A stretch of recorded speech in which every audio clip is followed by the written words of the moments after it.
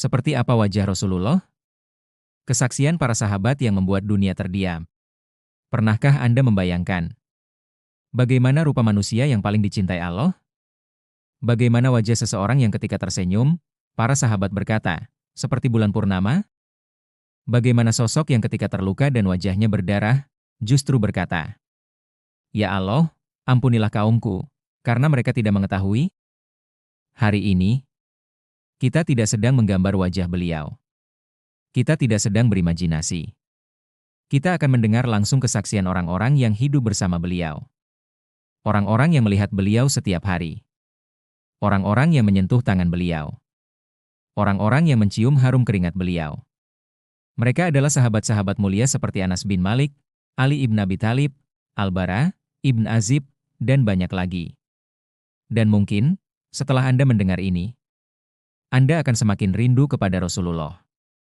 Herba gambaran umum fisik Rasulullah. Mari kita mulai dari riwayat yang sangat terkenal. Anas bin Malik yang melayani Rasulullah selama 10 tahun berkata, Rasulullah bukanlah orang yang terlalu tinggi dan bukan pula pendek. Beliau tidak berkulit putih pucat dan tidak pula gelap. Rambutnya tidak terlalu keriting dan tidak terlalu lurus. Beliau diutus pada usia 40 tahun. Tinggal di Makkah 10 tahun dan di Madinah 10 tahun. Beliau wafat pada usia 60 tahun, dan uban di kepala serta janggutnya tidak lebih dari 20 helai. Bayangkan itu. Seorang manusia yang memikul beban wahyu. Seorang manusia yang memimpin peperangan. Seorang manusia yang menghadapi pengkhianatan, pengusiran, dan tekanan luar biasa. Namun ubannya hanya sekitar 20 helai. Wajahnya tetap bercahaya hingga akhir hayatnya. Itulah wajah yang dipenuhi ketenangan tawakal. Herba postur tubuh, tegap, seimbang, berwibawa. Bagaimana postur beliau? Ali ibn Abi Thalib berkata, Nabi tidaklah jangkung dan tidak juga pendek. Tubuh beliau tinggi tegap. Bukan kurus lemah.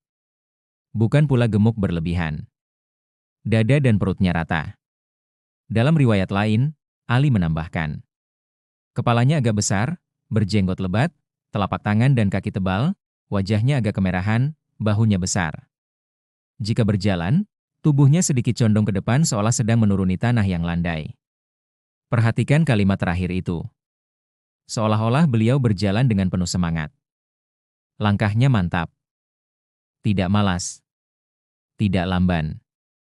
Dan Ali menutup kesaksiannya dengan kalimat yang sangat dalam. Aku belum pernah melihat orang seperti beliau, baik sebelum maupun sesudahnya. Itu bukan sekadar kekaguman. Itu adalah pengakuan sejarah. Herba wajah, seperti matahari dan bulan. Para sahabat sepakat dalam satu hal. Wajah beliau adalah wajah yang paling tampan. Al-Bara, Ibn Azib berkata, Rasulullah adalah manusia yang paling tampan wajahnya dan paling baik akhlaknya. Ketika ditanya, apakah wajah beliau seperti pedang? Ia menjawab, tidak. Tetapi seperti bulan. Dalam riwayat lain disebutkan seperti matahari dan bulan, bulat, bercahaya, indah. Bayangkan cahaya bulan purnama di tengah malam gelap. Tenang. Lembut. Menenteramkan. Begitulah wajah beliau.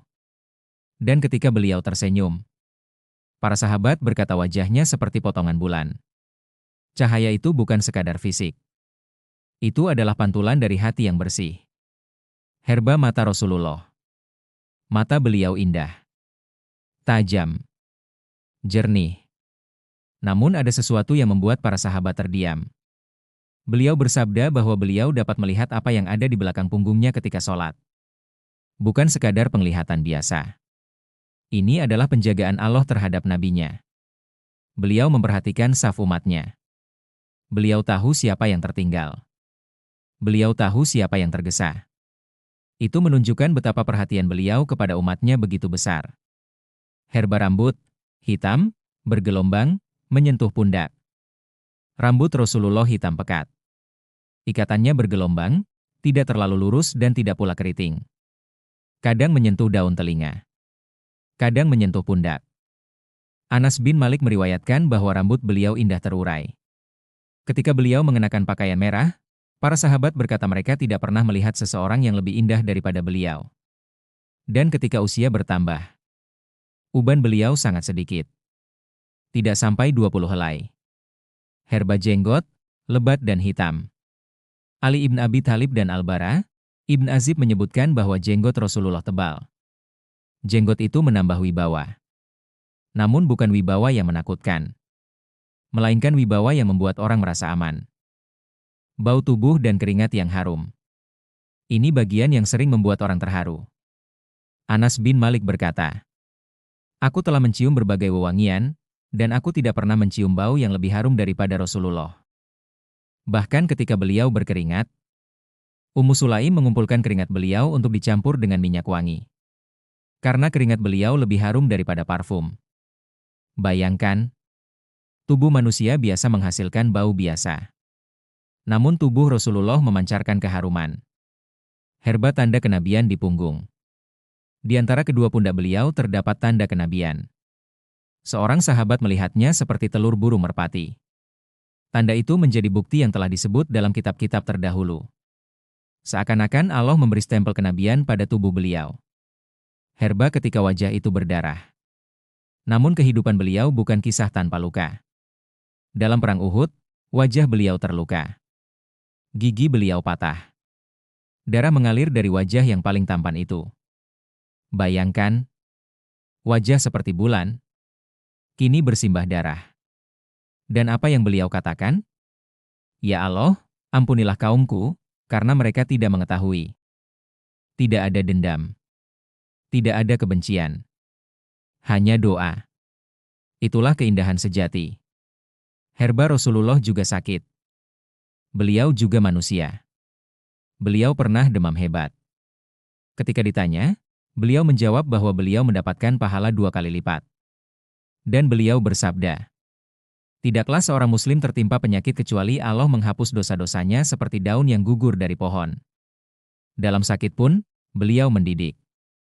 Saudaraku, kita belum pernah melihat wajah beliau. Kita belum pernah mendengar suara beliau secara langsung. Kita belum pernah mencium harum tubuh beliau. Namun kita mencintainya. Mengapa? Karena keindahan beliau bukan hanya pada rupa. Keindahan beliau ada pada akhlaknya.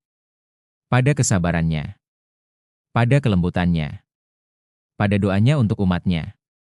Sekarang pertanyaannya, apakah kita hanya mengagumi kisahnya? Atau kita benar-benar ingin mengikuti jalannya?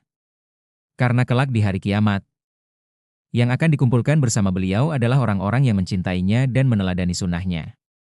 Dan ketahuilah, apa yang kita bahas hari ini baru tentang fisik beliau. Belum tentang akhlaknya kepada anak-anak. Belum tentang kelembutannya kepada istri-istrinya. Belum tentang tangisannya di malam hari untuk umatnya. Di video berikutnya, kita akan menyelami keindahan akhlak Rasulullah yang membuat musuh berubah menjadi sahabat, dan yang membuat langit pun memujinya. Jangan lewatkan. Karena semakin kita mengenal beliau, semakin kita rindu. Dan semakin kita rindu, semoga Allah mempertemukan kita dengannya di surga.